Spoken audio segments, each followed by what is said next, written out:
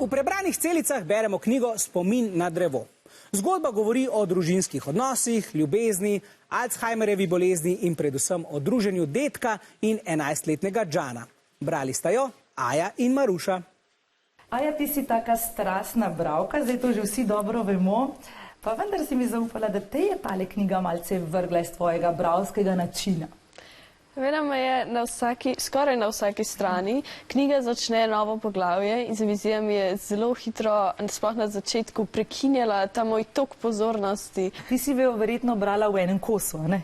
No, jaz sem jo brala v več dni zapored in moram reči, da se mi je zelo lepo usedel ta 11-letni deček Džan. Zelo me je ganil svojo tankočutnostjo. Kako si ga ti dojela? Kakšen se je tebi zdel?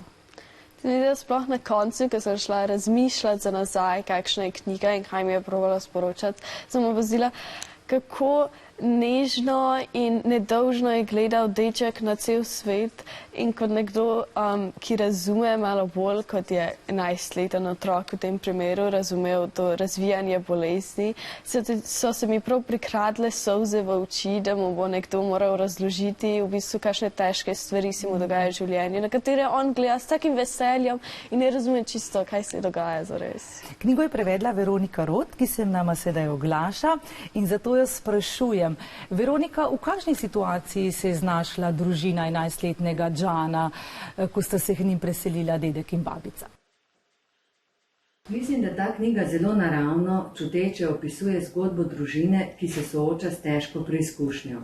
Ne gre za učbenik, kako je treba otroke vzgajati, se z njimi pogovarjati. Vsak od njih je tak, kakršen je. Dedek govori z vnukom, kot čuti. Prav tako mama in očka ravnata v najboljši veri. Toda tudi zanju je težko, še posebno za mamo, saj gre za njenega očeta. Tudi ona in babica se z določenimi stvarmi ne moreta kar tako sprijazniti.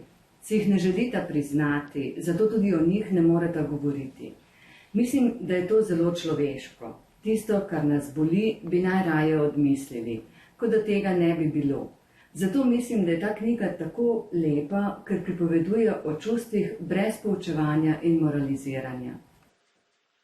Hvala lepa, Veronika. A ja se ti zdi, da so knjige te prijazne prijateljice, ki nas lahko na subtilen način učijo težke situacije, ko nas lahko naučijo stvari, ki si jih morda ne upamo na glas pogovarjati, povedati?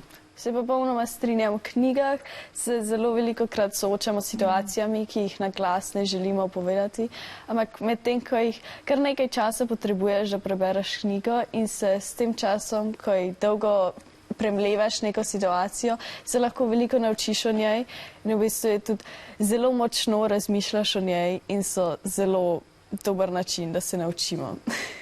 Hvala, Aja, za te čudovite misli. Mi pa preverimo, kakšno bo vprašanje. Knjiga Spomin na drevo govori o bolezni, spoprijemanju in žalovanju.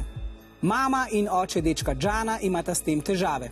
Kaj menite, katera faza procesa žalovanja bo za starša sledila glede na slišano?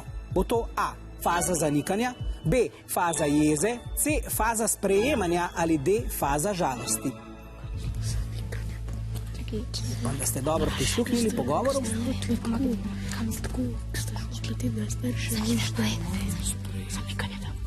Nekaj debate je na obeh straneh, še nekaj sekund.